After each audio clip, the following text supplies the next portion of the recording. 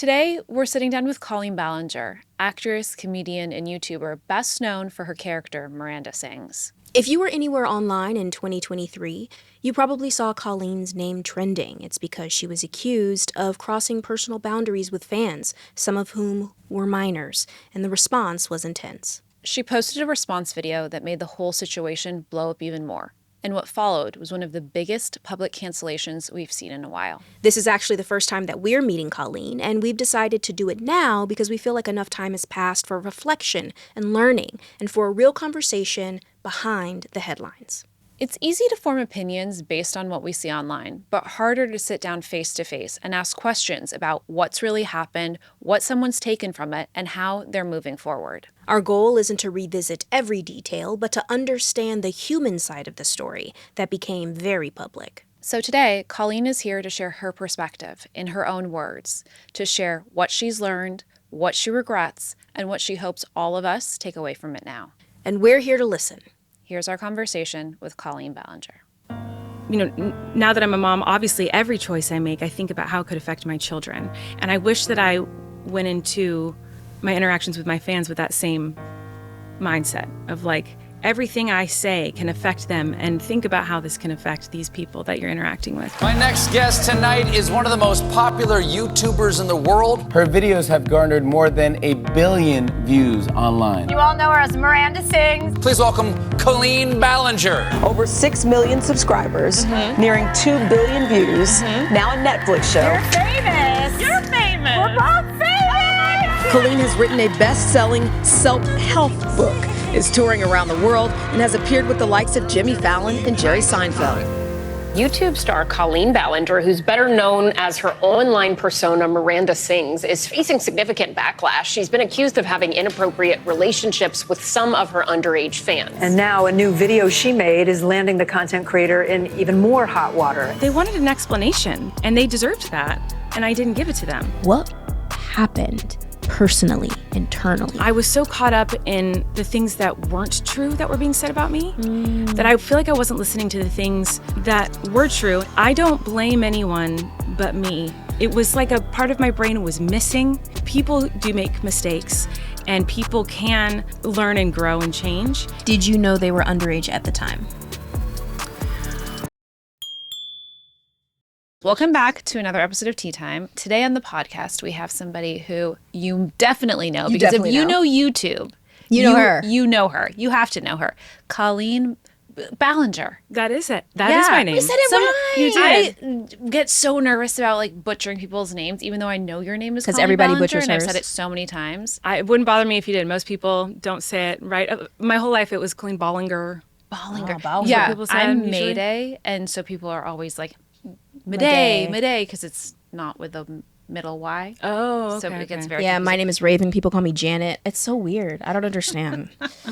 Okay, Anyway, we really appreciate you being we're here really happy that you're today. here. I'm happy to be here. Thanks for having me. Well, there is a very big elephant in the room, Yeah, and I think that we just have to address it. Sure. immediately. Why Miranda? I know. I'm sorry.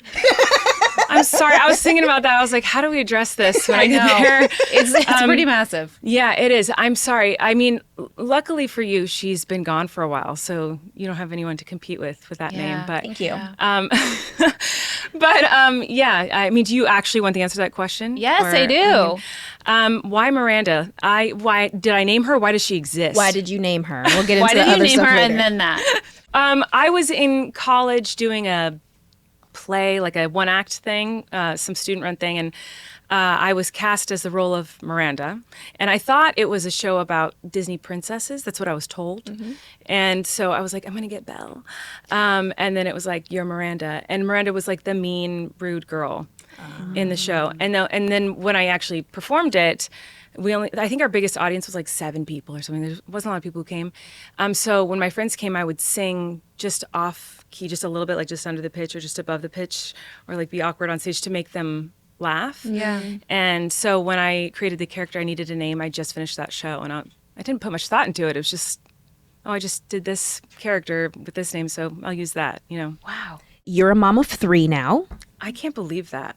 right? That's 3 so. babies. That's. I don't know if I keep thinking there's gonna be a day where I'm like, oh yeah, I'm a mom. Like it doesn't. I can't. Like it can't even. It doesn't. Like I obviously am a mom, and I love my kids more than anything in the world. But it's like, I love Flynn, Maisie, and Wesley. Like I'm like they're not. I don't have 3 kids. How old do you feel in your body or in your brain? Like how old do you feel? Because I feel like 20 sometimes. 20s. Yeah, I'd say like mid to late 20s. I feel like I'm stuck there, like in my mind of like. That's maybe even younger. I don't know, but I definitely don't feel like I'm in my 30s. And when people say my age, I'm like, oh my God, why are you calling me old? Like, I don't, and I'm like, oh, they just said my age. Got it. So What is your age? So interesting. Hilarious. Oh, me? Oh, you're 38. I think, yes, 38. We're the same age. You're 38? I'm 38. You look a lot younger than that. But thank you. You look like what did you say before we started? A young British boy. Yes, I'm a young British The loving boy. words I heard them speak to each other before we started filming. But let's talk about it though, because you come from a big family. And I'm sure that when you have that many siblings, like you're just able to say whatever and blurt it out, and it's like joking and moving around. And one thing that I learned when I was on The View is that there's a difference between live in front of the audience and what's happening at home. And it took me a while to kind of learn that conversation. So to slowly just kind of talk about it, do you feel like you're at home when you're in front of a camera and you feel like that, or have you? Totally. Okay. I mean, that was the whole thing, right? I mean, when I started doing YouTube, it was like kind of when YouTube started. Yeah. So the whole appeal of it, I feel like back then was that these people who were getting famous online, they weren't celebrities. They were real people. We were in our home. Like that was the appeal of it, is that we were your friend, someone who's just, I'm talking to you from my living room, from my kitchen, talking about my day. So yeah, definitely it's really hard to separate the two between like what's private home life and then what's part of the public persona. To me, it was always one and the same. So, and that was, that was a hard thing for me to figure out the lines and boundaries of that, because I thought that was the whole appeal of like back then, when I started doing YouTube, it's that I wasn't a celebrity. The people who rose to fame in the beginning, they're just like us. They're, that's how. Is that what made you want to start YouTube? No. What made you want to start? It was when I found it was like brand new. I, saw that people were talking to a camera alone in their room. And I was like, that's so strange, because now everyone talks to their phone, talks to their camera constantly. It's like, that's all we do all day. But 20 years ago, that was like, what are they doing? Do they know that I can see this? Like I can see them sitting in their room talking to the camera. So I created the character of Miranda, and not you, but like my actual character. And I put it online for my friends. Like, it was a joke for my friends. Because like I said, I used to sing a little bit off the pitch, like in theater and choir, to make them laugh.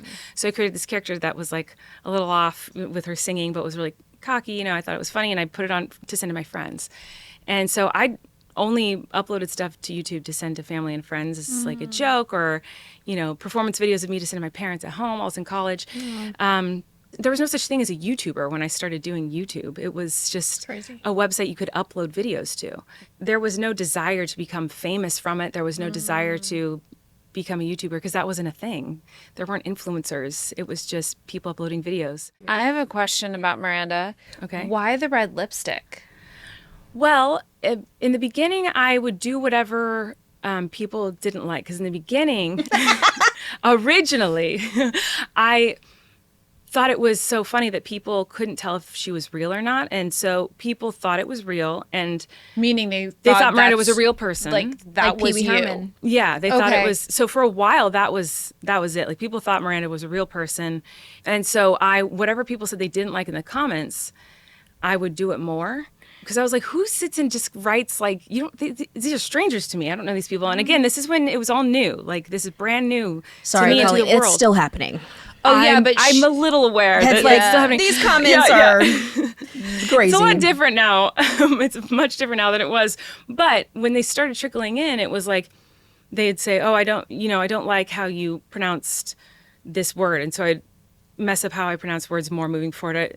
I tried to egg on the comments a little bit in the beginning because I thought it was funny that people thought it was a real character. It sounds like you were doing real person, I mean. Sorry. It sounds like you were doing performance art and having the audience inform you of where to go next, knowing that a little tinge of under the note is very appealing at times, right? And that's how you kind of gained your following, by just a little bit of irritation to where people could hate and could love at the same time. Right.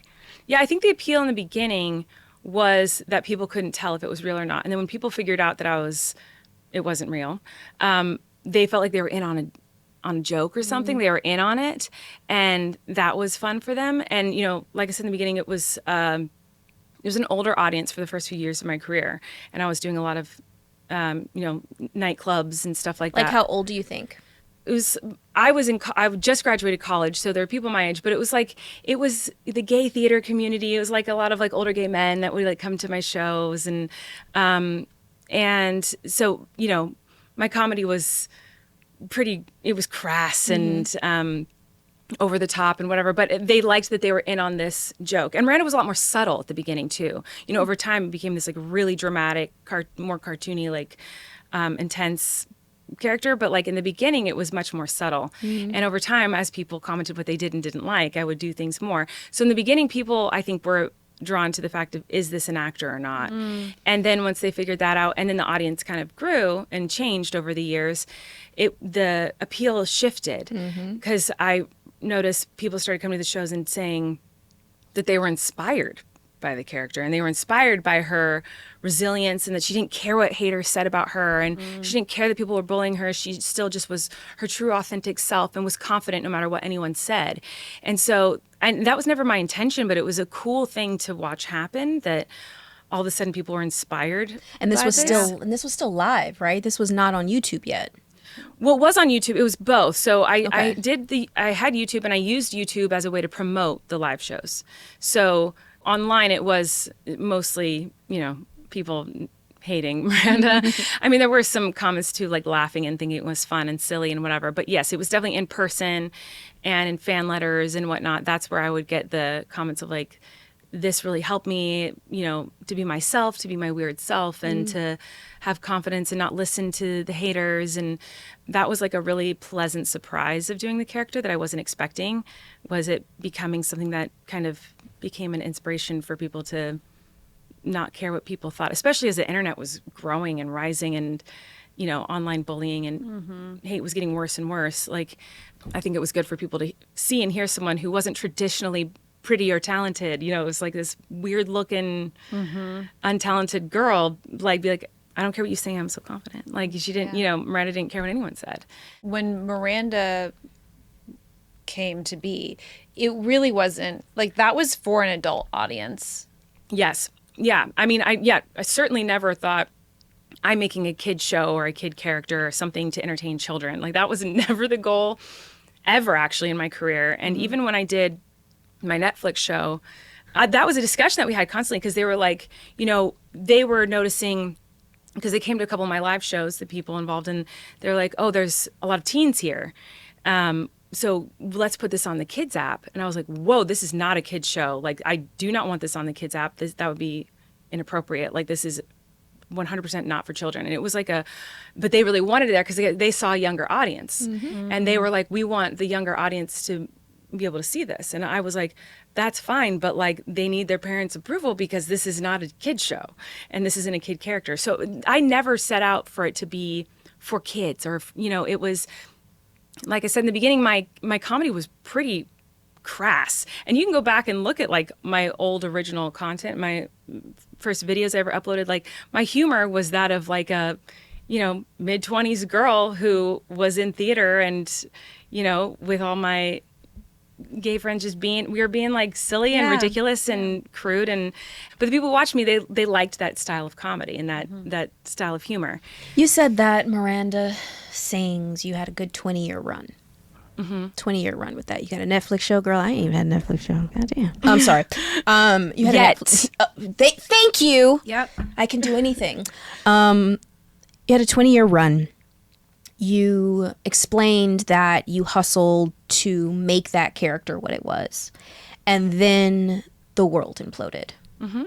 And then you got canceled. Mm-hmm. And then you had all these accusations and a lot of voices come through the screen that had been rooting for you for so long. Mm-hmm. You had the rug pulled out from underneath you. We will get into those and kind of talk a little bit about some of the comments people have made and how certain situations have made watchers and viewers feel. But I first want to ask you, when you first got that ting about, oh no, something is going astray, Mm-hmm. what happened personally, internally to you? It was kind of a slow build. And I feel like I felt it brewing for a little bit first, it was a very jarring experience. And first, I think I should say, when my audience kind of grew and it went from this older audience to, it spread and there was now a lot more teens watching me. I didn't adjust my comedy very much because I was like, well, they found me doing this, so this is what they like and this is what I like, so I'm going to keep doing the comedy they like. And I did adjust it a little bit over time. But one thing that I didn't do, and I should have been much more careful about, is I didn't adjust my interactions with my fans. And that's something I regret a lot because, like I said earlier, the difference between me and a mainstream celebrity, at least in the beginning, was that I was attainable and look, she'll talk to us, she'll interact with us, and she's talking to us from her living room, she'll talk about anything. And she's so open and she'll talk one-on-one with us. She meets us in person at her shows and whatnot, and we know her, and I didn't think about that when I was interacting with my fans, I didn't think about a power dynamic that could have been there. I didn't think about a parasocial relationship, and I should have. I should have been more responsible in thinking about that, but I didn't even think of myself that way. I was like, yeah, we are friends. Like, I think I felt the same way. And so for me, I was like, well, I'm just talking to my friends. I talk to all of them like they're my friends, my sisters, all the fans. And I definitely should have been more careful with the way I was joking with them and the things I was saying to them. Do you feel like not having a team earlier in your career hindered you from making better decisions? I definitely wish I had someone to give me advice. I was with that group of like the first YouTubers that kind of like rose to any sort of stardom or fame, in the beginning. So it's not like there were people before me doing this that I could look to and ask questions about. This was a new thing. Yeah. And so, and I'm not saying that as an excuse. There's plenty of other people who rose to fame who didn't interact with their fans.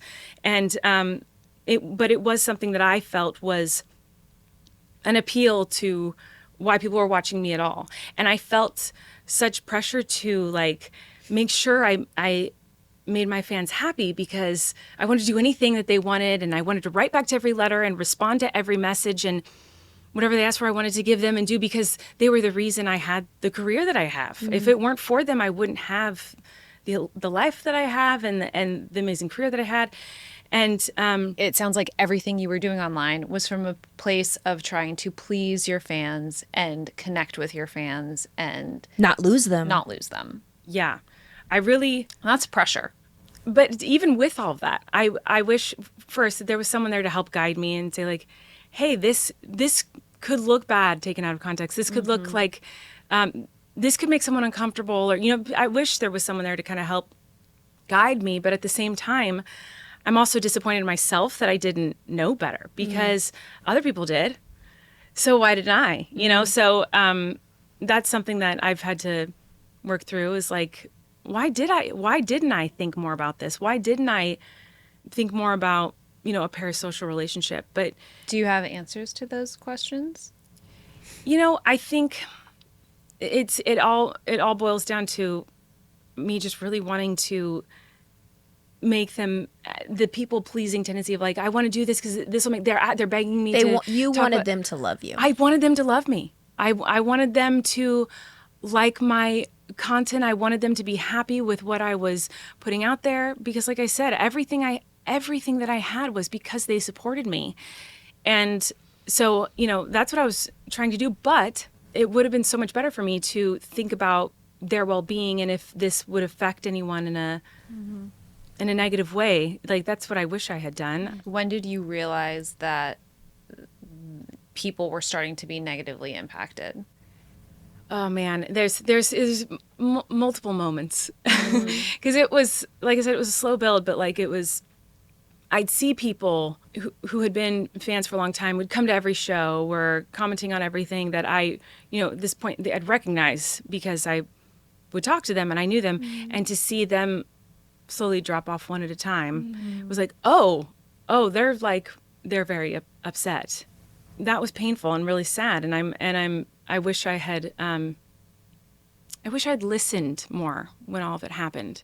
I was so caught up in the things that weren't true that were being said about me that I feel like I wasn't listening to the things that were true and the things that I did make mistakes doing and take responsibility for those things. Instead, I was like, well, they're saying all these other things about me that are lies, and that's not true. And I was angry about those things, and I wish that I had just paused and listened for a second. There's a lot of things that were said about you. There's been allegations of grooming behavior, or how do you? What do you think they're talking about? That one that's the one that got me the hardest. When that allegation came up, that's when I was out. I was done because that was devastating and shocking. It was very shocking because I know that my intention and my actions have never been fueled with the desire to manipulate or groom anybody ever. That has never been something I have done or will ever do. And it's a very serious accusation. Very serious. So when those kind of words started being thrown around, that's when I kind of was, I kind of shut down. And that was devastating to hear. And, you asked, what does that mean to other people?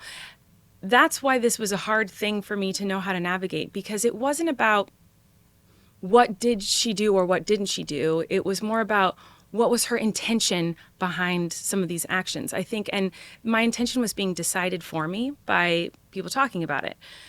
My intention wasn't to hurt or do anything negative ever. Now, that doesn't mean that people weren't hurt. Right. And that's the part that I wish I had paid more attention to. But I obviously didn't handle the situation the way that I should have. And it's really embarrassing. I wish that I could handle it a lot differently than I did. When you say that, are you talking about like the apology Talking videos? about a musical instrument that I should have not picked up. Yes. I mean, I should have listened to what people were saying, and I should have... I think people want an apology. I think people want for you to acknowledge the things that happened on stage. I hope that you give that to them. I agree with you. I think that they do want an apology, and I am sorry. And here's the thing, is when you mess up and when you make a mistake and do something wrong, sometimes you got to keep apologizing for it. And that's what I should have done. Like, and people keep saying it's an apology song. I didn't apologize in that thing. You did not. I did not. You know what? There You are was correct. no You did not sorry apologize. in that. You did not. I was actually laughing. So letting you know, that was some crazy penmanship. We also, in watching it, I remember one of the things that we talked about was it felt like you were angry. Yeah, and, I was. and burnt out and just Fed up. Yeah, fed up. I was. Yeah. And it's very clear that I was angry. And that's why I keep saying I wish that I had just paused for a second and listened to my fans, to my supporters. And process. Because while there were things being said about me that weren't true, my people who would support me for so many years that I'm up here saying, like, I just wanted them to be happy. I wanted to make them happy. Well, they wanted an explanation. They wanted to understand what was going on. And they deserved that. And I didn't give it to them. Instead, I was angry and sang a song, and which is crazy. It blew shit up. Yeah. It was crazy. It was.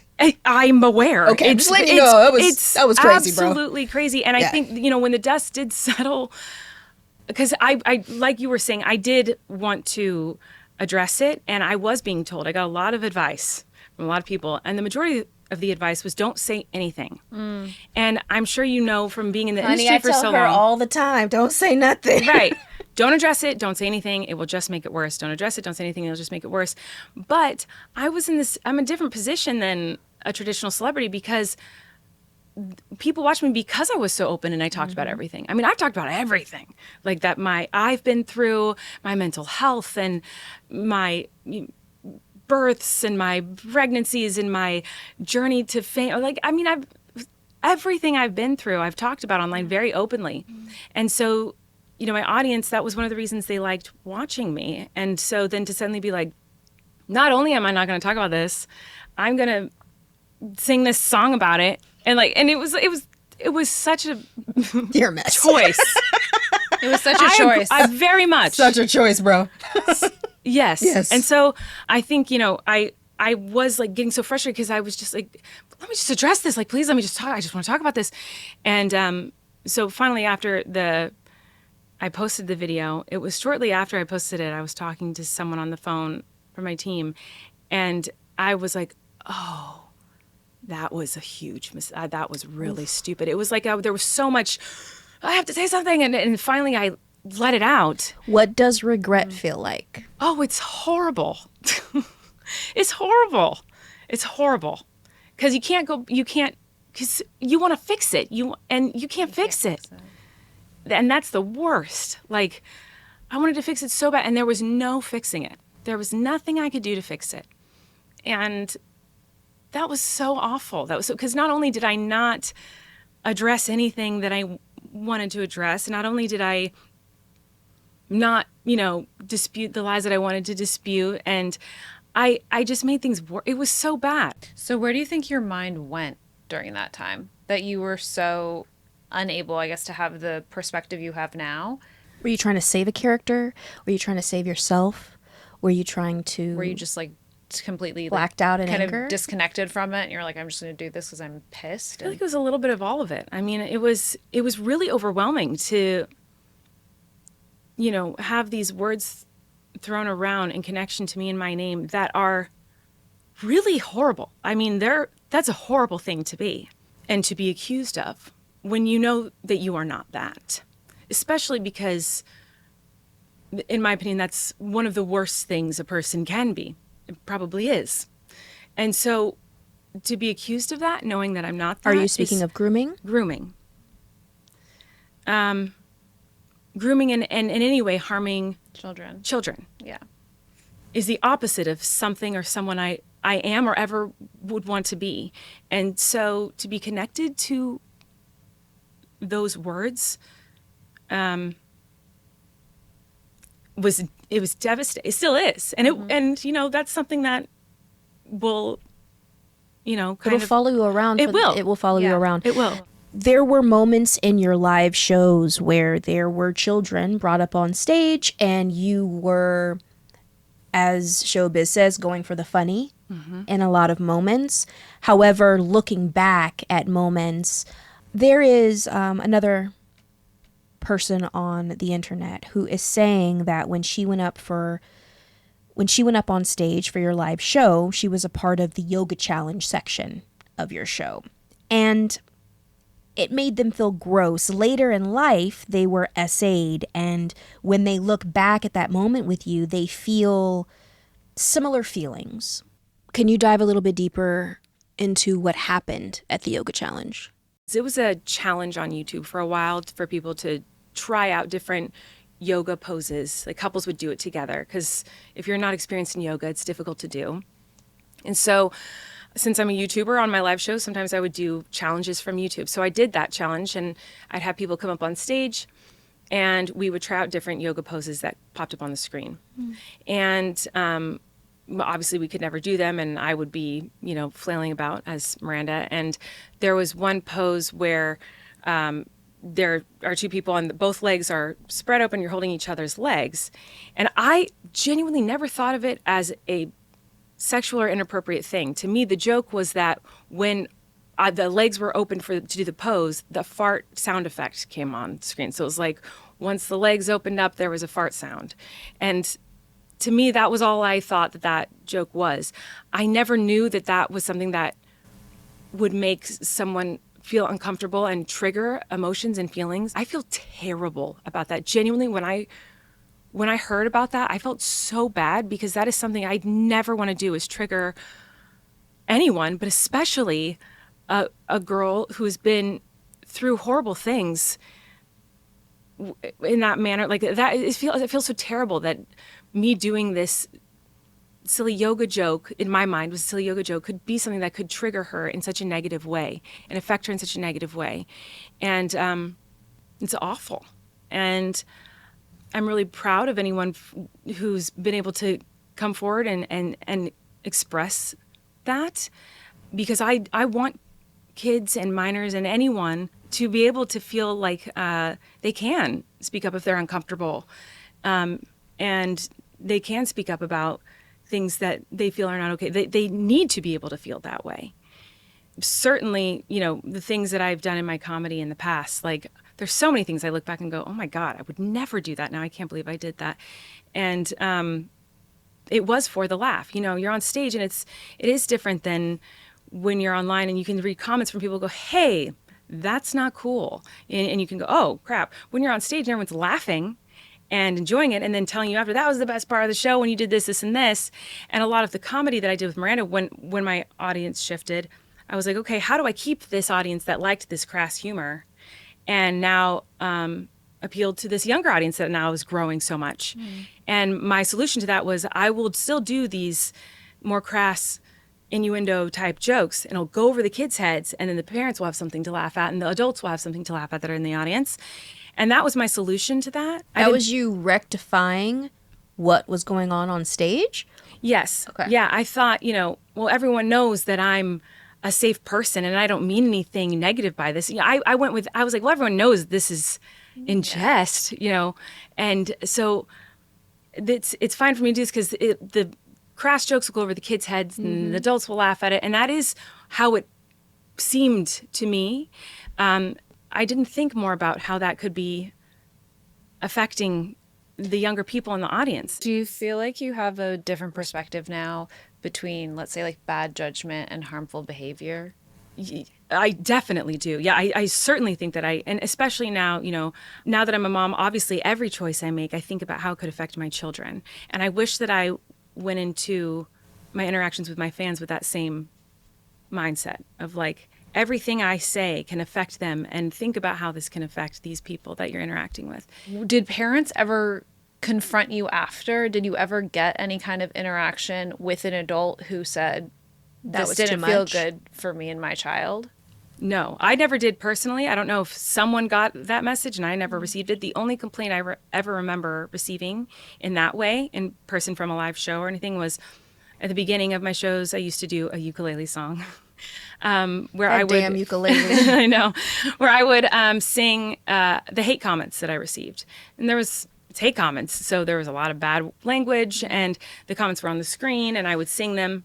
And we did get some complaints about that. They were like, you're saying bad words, like in the first 5 minutes of the show, and I have my young kid here, whatever.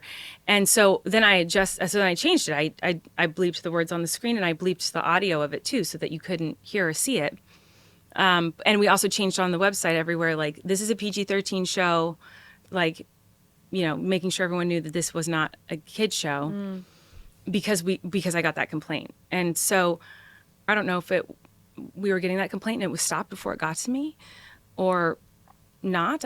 But I never received a complaint like that. And in fact, I was usually told, oh my gosh, these jokes that were, they didn't get it, but it was so funny I can't believe, it was always the shock of like, I can't believe you said that. I can't believe you did that. And I was always told that it was all funny and it was so ridiculous and over the top. And time is interesting. Time is really interesting because if you go back in time for entertainment, There's been many a comedian, many a entertainer that has done things in their early career that when they look back on, they wish they didn't, because culture changes. While people were laughing with you and quote unquote at you because of the character, it must feel so like two-faced for you, for all these people who were laughing with you, and then all of a sudden Have them turn against you. Yes, it's painful to see people who supported me and laughed with me and all this stuff suddenly turn and change their mind about it.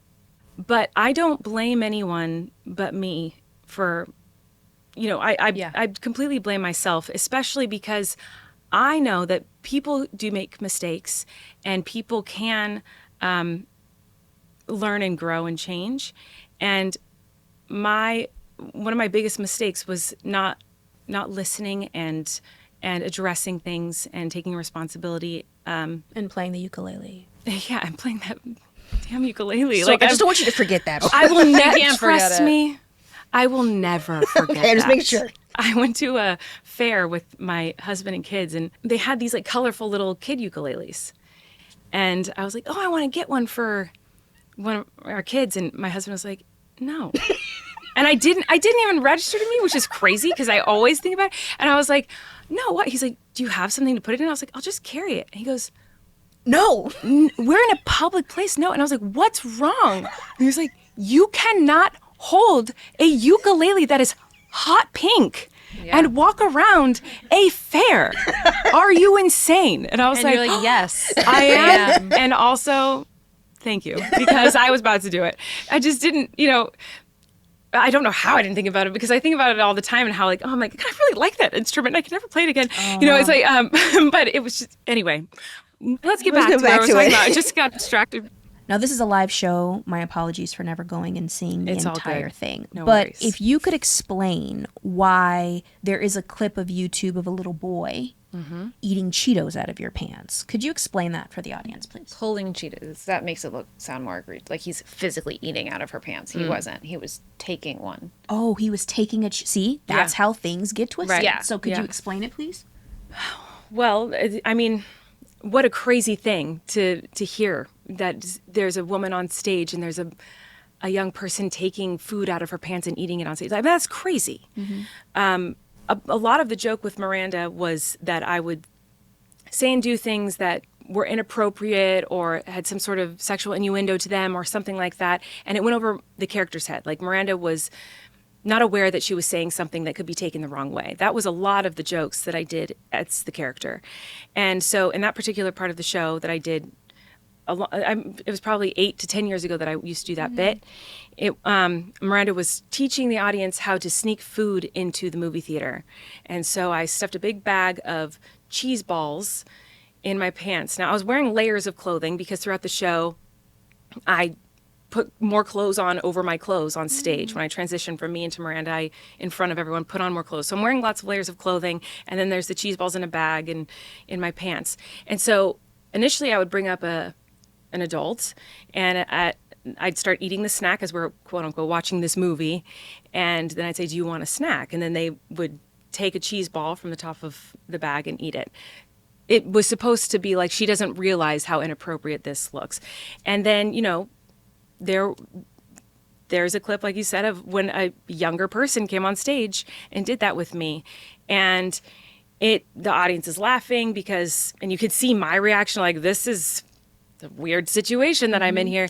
But it got a big laugh, and everyone knew that it wasn't just, and this is me trying to, rationalize, that's the word, yes, rationalize the situation. But shortly after, I'd say within a year of doing that joke, I cut it, because I was like, I think this Within a year of doing that joke, you what? Cut it. I stopped doing it. Okay. Because it was, my fans a lot of them were younger at this point. So I was like, I'm not going to, obviously this joke is not, I'm not going to do this anymore. It's not working. It's not appropriate.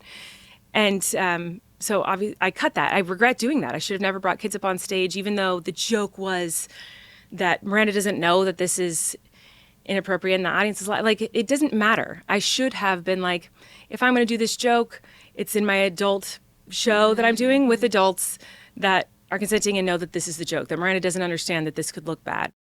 So you have admitted to sending lingerie to an underage fan. And I know you've talked about this before, but I would like to ask you one more time to address this and kind of what happened and how you're feeling about it now. Yeah, what an idiot is how I feel about it now. I think it was like 10 years ago, something like that. I was doing a live stream, and I always loved giving away gifts to my fans online. So I would send them like a bobby pin of Miranda's or a lipstick of Miranda, an old shirt, you know. Usually it was to encourage them to donate to a charity event that I would do every year. But I loved giving out stuff. And so I was doing a live stream like I did pretty often, and I was opening up a box of clothes that I had bought, and in it was this underwear bra set that I didn't order, and it was we were all laughing about it. So everyone in the chat was laughing about it, me and my friend, and he actually put it on over his clothes and was like, "Look at this," and we were laughing about it. And there are people in the comments saying, "Oh, send that to me, send that one to me," and we were like, "We're not going to do that. That's crazy." But then there's one fan in particular who kept asking us to send it, and I was like, obviously you can tell in the live, like I'm like hesitant about it because there is a little bit of brains in there somewhere that was like maybe not, because I hesitated. But then I was like, and I didn't send it. I didn't. But then it was just became an inside joke with the fandom, and everyone was like telling me to send it, and he kept asking for it. It was like months of this, and so finally I did, and it was very public and as a joke, and it was like a part of my brain was missing in action of like, hey, this is not a good idea. This looks bad. It wasn't a pair of my something that I sent to a young fan in a inappropriate way, but it was inappropriate. Like, why would what part of me thought like everyone will know this is a silly joke in the fandom? Like I wish I'd never done that. That was so inappropriate. And if he was made to feel uncomfortable because of that, like I feel terrible, and I'm so sorry, because that was not my intention with that. I thought it was like a silly inside joke with the whole fandom. It was all very public, and I thought it was a silly thing, and it was so stupid. It's also difficult, I think, in that specific situation when you feel like you're being given permission, if you will, because everyone is saying kind of the same thing. Everyone seems in on the joke. Everyone seems to understand it. Everyone is saying, send it, send it. And then you have this person not dropping it after that, but continuing the conversation weeks after this has happened. I can see where you don't think about potential negative consequence because in that moment it feels pure. And you're not sending it in a sexual manner. No. Well, and I appreciate that, but at the same time, like, it was my responsibility to know, I shouldn't send this. This could look really bad. And this could make people uncomfortable. Yeah. Yes. That's where, even though it doesn't matter how many people were egging it on or asking for it or begging for it and thinking it was so funny and everyone, it seems like this joke, I should have taken a second and been like, maybe send a bobby pin. Yeah. Like, this is not the thing to send to someone. This is not something not a bobby pin. A silver one or a black one? Well, I think I usually use the black ones for Miranda. The brown one, that's cute. Reds. Something else, Colleen, that has come up and been discussed is the fact that you would participate in group chats with your fans, and there were minors in those chats, and there would be questions regarding their virginity and sex positions. Right. Inappropriate questions are being asked to underage people. What was going on? That's true. It's completely inappropriate. And I used to do this weekly question and answer thing with my audience. And that particular group chat was full of a bunch of different fans of all ages, but they were crass and funny and ridiculous. And they would, whenever I asked for questions for my channel, they would ask me questions like that. They would ask me questions they knew I wouldn't answer, that were over the top, inappropriate. So when one of them, which this part of the conversation is now deleted, those parts of the conversations are deleted or gone or somehow, I don't know. But when they asked for questions for theirs, I was trying to do the same jokes that they had just previously been doing with me. Stupid and inappropriate. Shouldn't have done it. I feel really embarrassed and stupid. And Did you know they were underage at the time? I knew that there were teenagers in the chat. Yeah, I did know that. And I also thought, well, they all know I'm not serious. I don't want the answers to these questions.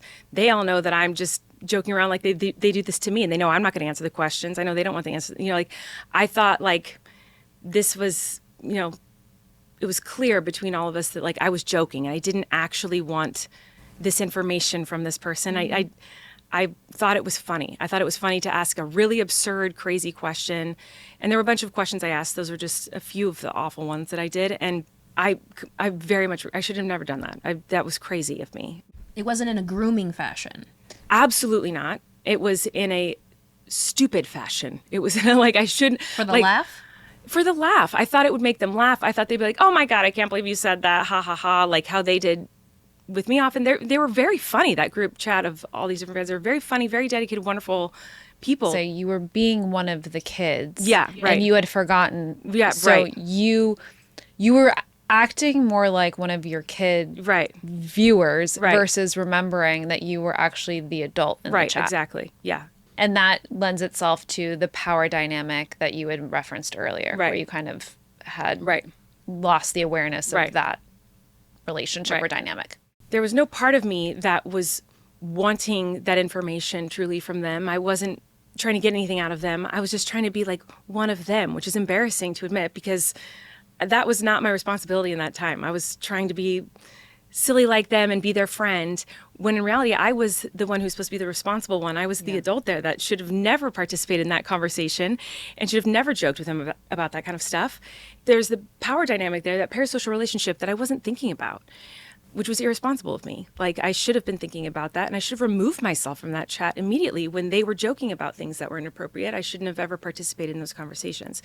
And it was rare that I was in there talking to them, but that is one of the moments where I did interact, and I wish that I hadn't. Let's talk about JoJo for a second. So we know JoJo. You What know up, Joe? JoJo. You became friends with her when she was how old? I first met JoJo, I think she was 11 when I met her and her mom for dinner, because JoJo was a fan, and she and another girl from the Dance Moms show wanted to meet me, so I went to dinner with them. Some people will say that that was an inappropriate friendship for you two to develop since she was 11 and you were an adult. But thoughts, feelings? Yeah, I mean, I didn't look at it as a friendship at first. She was 11. Yeah. And I looked at it as a sweet young girl. I loved the show she was on, and she liked my videos and looked up to me, and she wanted to meet me. And to me, I wasn't looking at it as like becoming best friends with her when I met her. It was just a sweet meeting. And then she's a hustler. You guys know JoJo. She immediately was like, well, I had a video called Colleen's Corner that I answered questions every week. So she did JoJo's Juice to do the same kind of, she kind of looked at me as like a mentor, someone she looked up to. And, I don't want to speak for JoJo, though. It feels weird talking about this without her here, but she can say this herself if she wants. But, so over time we became friends because she was such a hustler. She'd want to collaborate. And so we'd get together and make videos together. Which was also very common for YouTubers and fellow people in the world to want to collaborate and get to know each other, feed off each other's videos. Right. So, yes, we became friends, but it always felt more like a family thing because I'm a big family person. Like, I love my family. I'm always with my family. We're always hanging out. We're always having family gatherings. And I think that, again, I don't want to speak for her, but, she liked to come over to our family gatherings and hang out with my family where we'd be playing games and, eating pizza with my parents. And sometimes her mom and her brother would come, and her dad. Like, it was a very family. They're a big family. The Siwas are a big family. And my brother and all his kids were there. So he's got 6 kids, and they'd all be there, and we'd all be playing. The kids would be putting on performances, and we'd all be laughing and playing it. So it always felt very like sisterly friends. And yes, now that she's older, and I would definitely consider her one of my close friends, and I love her dearly, and I admire her so much. I think she's incredible. I was very involved with talking with her mother all the time and making sure her mom knew when we were hanging out, and her mom said, I'm friends with her mom. I love Jess. Yeah. That's all very shocking to me that people look at us being friends as, I mean, I guess it makes sense considering the allegations that have come up against me, but, I think JoJo's amazing, and she's like a sister to me, and I'll stand by that forever. There's nothing weird or inappropriate about our friendship or our relationship. She is amazing. She's my sister, and I have a sister, and she's like a sister to her as well. And JoJo doesn't have a sister, and she's excited that now she calls us her sister. So yeah, it's never been a weird or inappropriate thing. Even though YouTube is a community of non-celebrity and celebrity people coming together and uploading videos, it has become an industry of its very own. Totally. Yes. And within an industry of entertainment, which is what YouTube is now, people are going to interact of all different backgrounds and all different ages. And there are so many YouTube kids that are not on YouTube because they're doing it themselves. They have their parents there with them. And we know Jess as well. We know the family. There will never, ever be a time where Jess is not aware of what JoJo is doing. Yeah. And I want to keep people aware that we really do have to be careful in how we throw stones at people when we don't know the entire story. When there is a culture within the entertainment industry that not a lot of people understand. So much has happened, and I can only imagine that having to absorb and internalize all of this, a lot of it must have made you have to change. I want to know about some of these changes you've gone through since the height of the controversy. Well, I'm much more anxious now, and I've been through so much therapy. And I also just think I go into kind of everything with a different perspective than I did before. I mean, when I responded to everything, I was really thinking about the whole situation from my perspective, obviously. Like, these people have shifted their opinion who were laughing with me and now they're not. And instead of thinking about like, well, why? I was like, that's not fair, you know, which was the wrong reaction. And so now I look at things a lot differently, just in general in life, you know. Even if I feel I have been wronged in any way or whatever, my go-to now isn't like, that person's wronged me. It's, what are they going through? Why did they say that? What's the root here? Because I think with everything that I went through and everything that I was canceled for, I was so caught up in the things that weren't true, and, well, they're missing the context of this. So, well, and that was taken out of context there, and this was deleted from this. And, you know, I wanted to explain everything and prove that I wasn't this horrible person, this monster. But, like, in my response, I kind of proved I was kind of like dismissive. Yeah, I was dismissive. And so, you know, I've learned to take a beat and try to hear what people are actually saying. Because yes, there's going to be all the noise. And even when you're just having a little tiff with your partner, they're going to say they're mad about things they're not really. And it's important to try to like sift through the crazy and get to like, what's the root here? Why is this person hurt? Yeah. And how can I help them to feel better? And how can I explain this in the right way to help them feel safe and okay when they're not feeling good? Well, that mindset definitely comes with maturity. You know, that's something that we all have to learn. That's something that people aren't born with. That comes from trial and error. That comes from trauma. And that comes from a situation like what you have been through. Knowing that this lives online forever. How are you going to explain this to your children? That's part of the reason why I'm here now. You know, I kind of was of the mindset for so long, like, I just don't want to talk about it. I'm extremely non-confrontational, and I'm very anxious, and I will do absolutely anything to avoid a confrontation or avoid someone being upset with me, or to a fault. It's not something I love about myself. It's something that gets me in trouble. And so I don't want to continue to, you know, bring it up for people that they don't, you know, it might hurt them, or, you know, I just feel like, you know, people have said how they feel about me, and I'm just going to back away because that's what I think that people want at this point. It's kind of how I felt. You are coming back around to not say, take me in again. No. But you're coming back around to say, I know what I did. I know what I need to change. I'm changing. You don't have to love me. You don't have to like me. Right. But you recognize what happened. And that Right. takes a lot of fucking courage. I obviously wish I could go back and do everything differently in my reactions to this whole situation. I feel terrible that I made anyone feel anything other than happy and safe in our little community online. That's all I ever wanted, and I feel so terrible that I disappointed so many people. And I'm genuine. Can't even talk. You're okay. Take a beat. Stressed.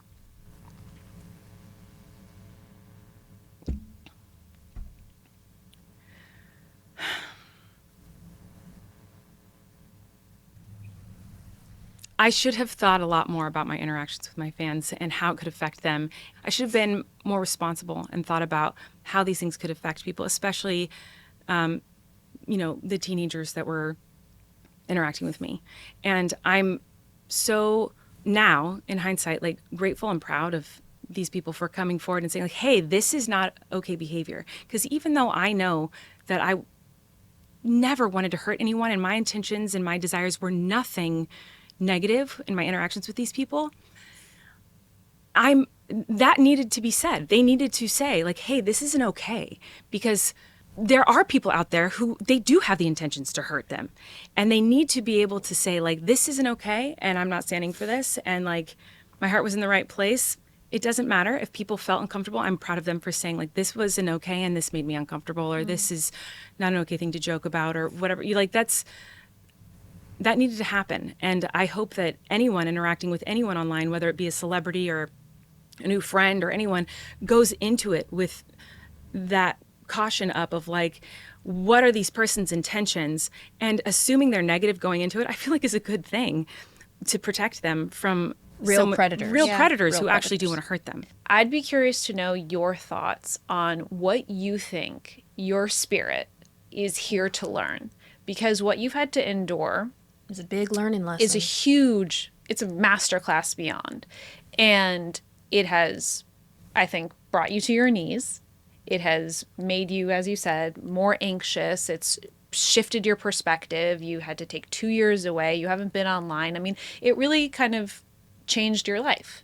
So what do you think the lesson is for your soul, your being on earth right now?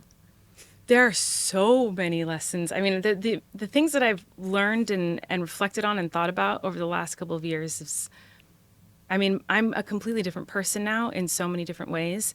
One is, I mean, thinking about things from other people's perspectives is important, because while, I might have been like, I can't believe people would say this, I'm sure everyone watching was like, why? I can't believe she's not addressing this properly. I can't believe she's, they felt betrayed by me.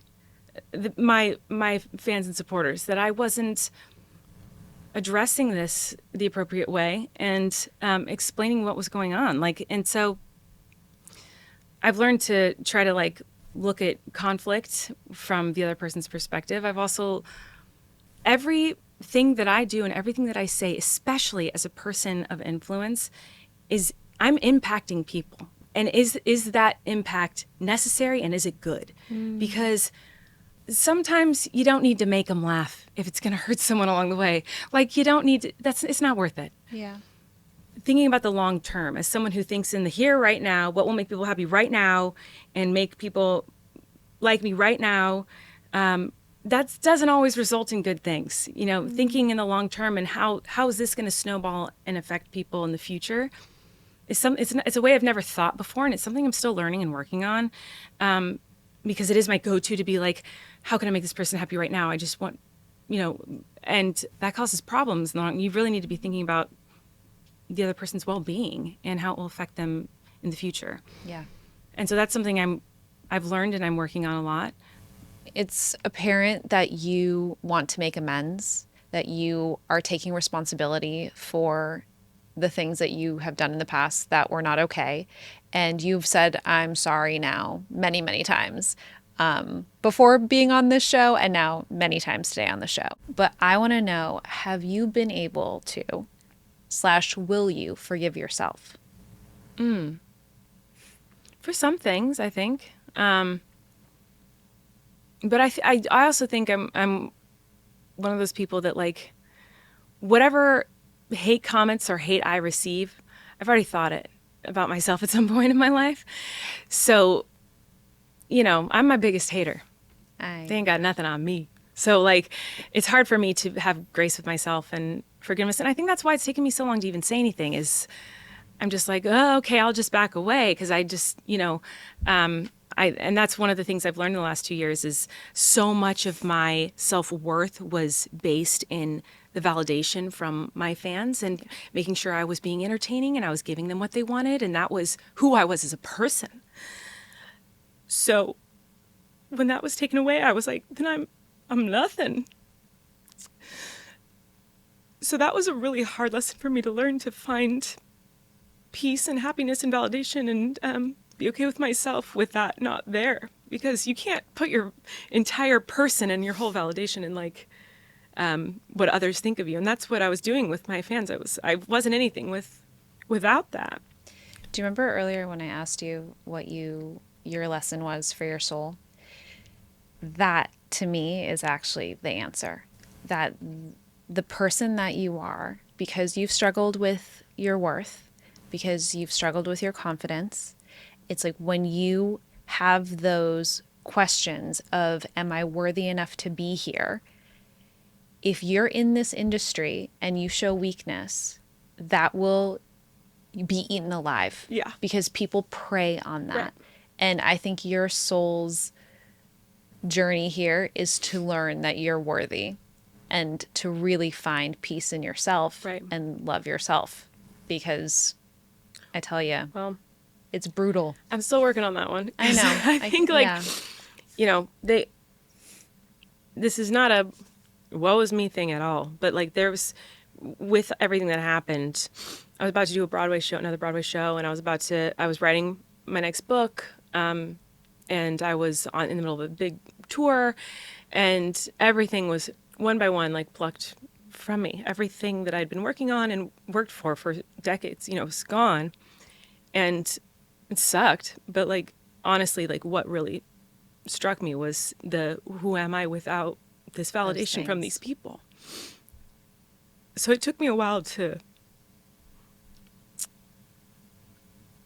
wake up and not be disappointed, but like, yeah, I definitely worked really hard to get there and realized one day like, oh, I'm not getting any validation from any audience and I'm okay.